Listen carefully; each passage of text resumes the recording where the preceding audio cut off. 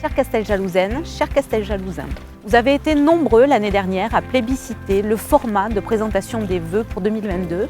C'est donc avec un réel plaisir que je renoue avec celui-ci.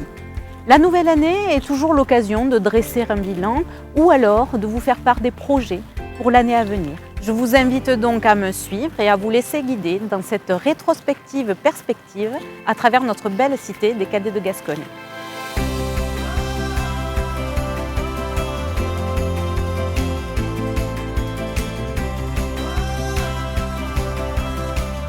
La plus importante réalisation de l'année 2022 a été la requalification de la place Gambetta.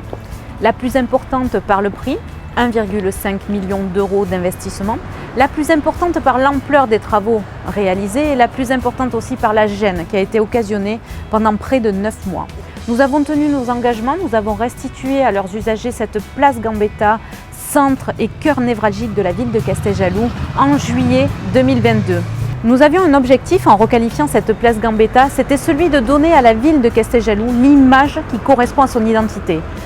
Une coursive piétonne pour rappeler l'esprit de ville thermale et aussi en bout de place une fontaine qui a vu le jour avec des jets multicolores en période nocturne. Nous voulions également donner aux piétons l'occasion de déambuler plus librement au milieu de cette place Gambetta, ce qui a été fait avec des zones piétonnes beaucoup plus élargies qu'auparavant. Et bien évidemment, nous avons réintroduit le vert sur la place Gambetta, malgré les craintes de certains qui n'avaient pas vu d'arbres plantés en pleine canicule. Nous l'avons fait au moment de la Sainte-Catherine, puisqu'à la Sainte-Catherine, tout prend racine. En 2022, nous avons également conforté l'intégralité de nos politiques publiques. D'abord, notre politique culturelle en donnant un sacré coup de fouet et de jeune à la bibliothèque municipale de Casteljaloux. Nous avons également renoué avec l'orchestre à l'école en permettant donc à nos jeunes élèves de pouvoir bénéficier de l'expertise et de l'expérience des professeurs de l'école des musiques au sein de l'école publique. Nous avons également conforté notre politique en direction des seniors en remplaçant le véhicule du CCAS et puis en créant un nouveau rendez-vous des seniors, le repas de printemps, en lieu et place du repas de Noël. Sur le plan de la politique de l'enfance, nous avons ouvert le portail famille et enfin en matière de développement durable, nous avons remplacé bon nombre d'éclairages publics en LED et nous avons également mis en place le permis de végétaliser. Bien évidemment, tout cela associé à la lutte contre le gaspillage alimentaire. Nous avons connu en 2022 une activité touristique exceptionnelle et nous avons battu tous nos records de fréquentation, que ce soit ici au lac de Clarens ou bien sur le site de la piscine municipale. 2022 a été aussi marqué par une économie très dynamique. Nous avons vendu tous nos terrains sur la zone industrielle de Belloc. En 2022, nous avons conforté notre positionnement sportif et nous allons l'accentuer davantage en 2023. Premier événement et premier rendez-vous, le championnat de France de cyclo-cross au mois de février. Dans 3 semaines, le 4 et le 5 février, nous aurons l'honneur d'accueillir le championnat de France de cyclo-cross UFOLEP. Donc le Lot-et-Garonne a été choisi cette année pour cette organisation. C'est dans la continuité d'ailleurs du championnat régional qui s'est déroulé en Lot-et-Garonne et le national qui se déroulera cette année en Lot-et-Garonne à Casteljaloux. Tous nos bénévoles sont sur les feux ardents et sont prêts à accueillir cette grosse manifestation puisque nous attendons pratiquement 800 compétiteurs.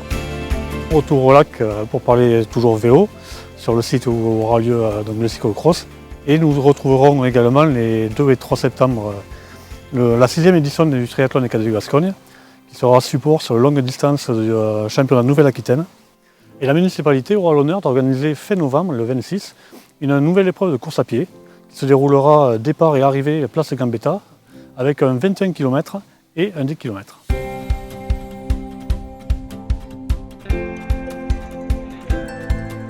La commune a pris la décision de couvrir les 2 cours de terrain de tennis qui sont situés derrière moi. Cette couverture sera de type photovoltaïque, ce sera une première pour la municipalité. Ces cours seront donc livrés en fin d'année 2023 et nous sommes actuellement dans la phase préparatoire du chantier. L'année 2023 sera marquée par la rigueur budgétaire. Hélas, en raison de l'inflation, nous allons être obligés d'innover, de nous renouveler, afin de penser au mieux la construction de nos projets.